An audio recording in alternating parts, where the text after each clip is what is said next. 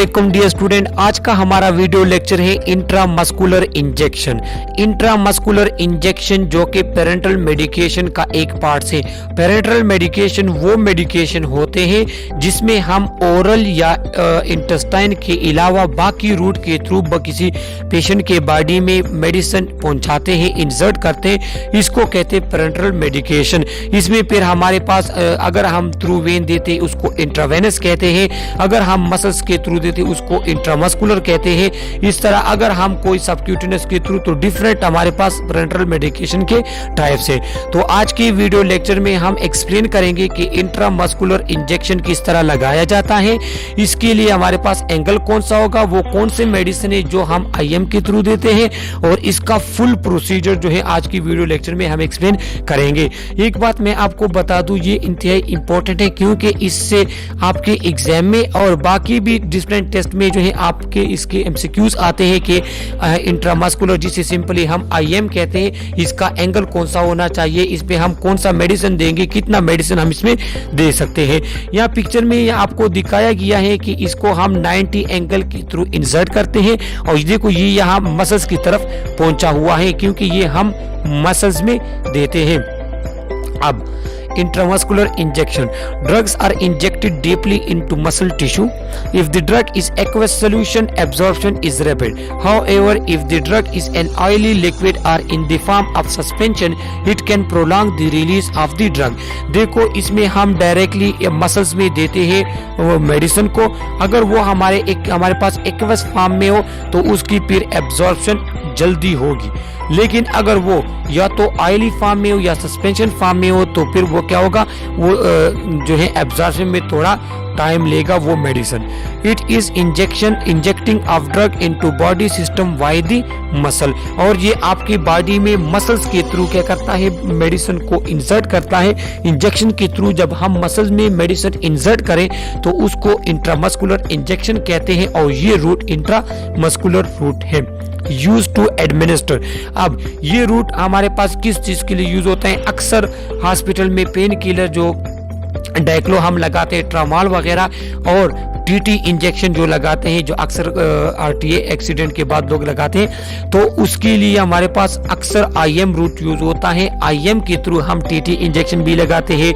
ये डाइक्लोफेनेक हमारे पास आता है, पेन किलर ट्रामाल वगैरह, वो आईएम के थ्रू लगाते हैं। इसके अलावा कुछ एंटीबायोटिक्स भी हमारे पास आईएम लगाई जाती है, विटामिन एंड आयरन भी लगाई जाती है, वैक्सीन्स भी लगाई जाती है इंट्रामस्कुलर।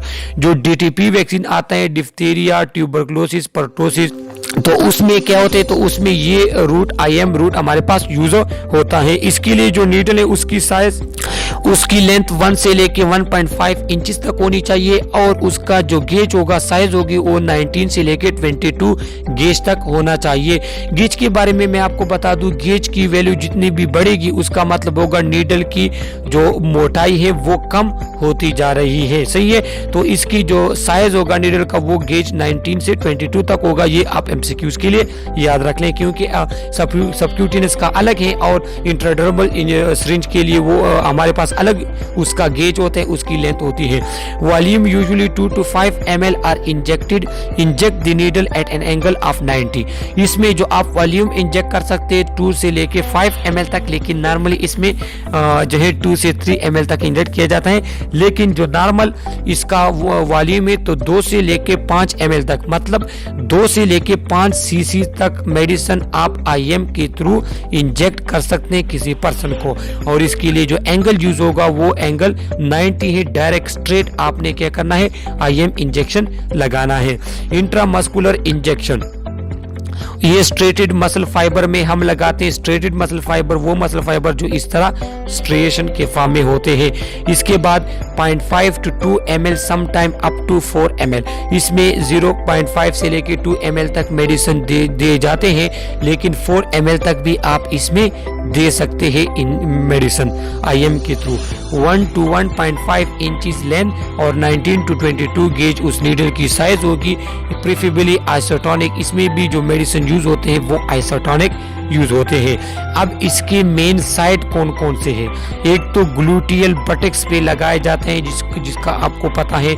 इसके बाद डेल्टाइड मसल, इसको आर्म, अपर आर्म में लगाया जाता है डेल्टाइड मसल में। ये दो हमारे पास जो है vastus lateralis and rectus femoris. तो ये हमारे पास कौन से रीजन है ये मैं आपको अभी दिखा दूं। तो यहाँ पे आप देख लें, ये जो वास्टस लेटरलिस है तो ये साइड वाला हमारे पास जो मसल्स है वो वास्टस लेटरलिस, जो कि आपके क्या होगा, आपके फुट में होते हैं, आपके टांग में होते हैं, वो अपर फुट में। और जो रेक्टस फेमोरस है तो वो इंटरनल की तरफ। तो जो हमारे पास वास्टस लेटरलिस वो साइड की तरफ, लेटरल साइड की तरफ, और इंटरनल की तरफ वो रेक्टस फेमोरस है। तो ये दो लोकेशन आपको पता होने चाहिए। यहाँ पे लिखा है कि ये सोल्यूशन फॉर्म में होते हैं, ये हमारे पास इमल्जन फॉर्म में भी हो सकते हैं, ऑयली फॉर्म में हो सकते हैं, सस्पेंशन फॉर्म में। अगर सोल्यूशन फॉर्म में होंगे तो इसकी एब्जॉर्प्शन तेजी के साथ होगी। केयर मस्ट टेक, यहाँ पे एक इंपॉर्टेंट बात कही है, देखो जब भी आप हॉस्पिटल में ये IM इंजेक्शन लगाएंगे इस चीज का आप बहुत ख्याल आपने जो है रखना है कि जब आप IM इंजेक्शन लगाते हैं तो आपने नीडल को इंसर्ट की 90 एंगल के साथ, तो आप प्लंजर को बाहर की तरफ खींचेंगे। अगर उसमें ब्लड आ गया तो फिर इसका मतलब होगा कि आपने या तो वेन हिट किया है या आपने आर्टरी हिट की है। लिहाजा आपने फिर उस टाइम क्या करना, वो मेडिसिन आप इंजेक्ट नहीं करेंगे, क्योंकि वो IM की मेडिसिन अगर आपके पास IV में दाखिल हो गए तो फिर ये आपके पास एक बड़ा मसला क्रिएट कर सकता है और पेशेंट के लिए इंतहाई नुकसानदेह होता है। लिहाजा जब भी आप IM इंजेक्शन लगाते हैं तो आपने ये केयर रखनी होगी कि वेन हिट ना हो, आर्टरी हिट ना हो, कोई नर्व हिट ना हो, क्योंकि ये इसमें आपके पास नर्व डैमेज का बहुत ज़्यादा खतरा होता है।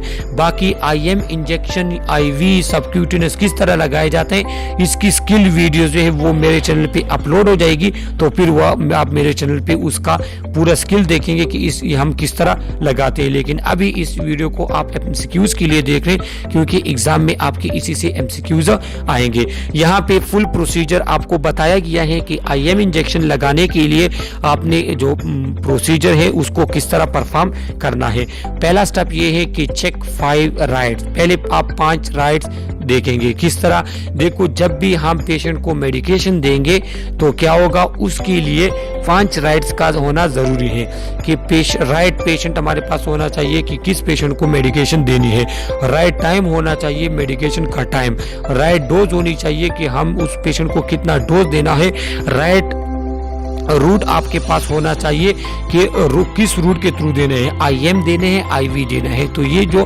5 राइट्स हैं ये क्या करना है, ये आप हर टाइम अपने जहन में आप रखेंगे। इसके बाद आप कोई प्रोसीजर परफॉर्म करेंगे। से इसके बाद आपने अपने हैंड वॉश करने हैं, वो तमाम इक्विपमेंट जो आप यूज करेंगे, सिरिंज होगा, कार्टन वगैरह, वो आप अपने पास रख लें। इसके बाद जो प्रोसीजर आप परफॉर्म करने जा रहे हैं, जो IM इंजेक्शन आप लगाने जा रहे हैं, तो पेशेंट को आपने एक्सप्लेन करना होगा कि ये प्रोसीजर इस तरह होगा, इसमें आपको इस तरह इंजेक्शन लगेगा, साइड इफेक्ट वगैरह ये तमाम चीजें आपने एक्सप्लेन करनी है। इसके बाद जिस लोकेशन पे आप इंजेक्शन लगाते हैं उसको आप स्पिरिट स्वाब से क्लीन करेंगे, साफ करेंगे और ड्राई करेंगे। इसके बाद नीडल से आप कैप रिमूव करके 90 डिग्री एंगल में आपने नीडल को इंसर्ट करना है। Draw the back the plunger to check you are not in the blood vessel that inject the solution.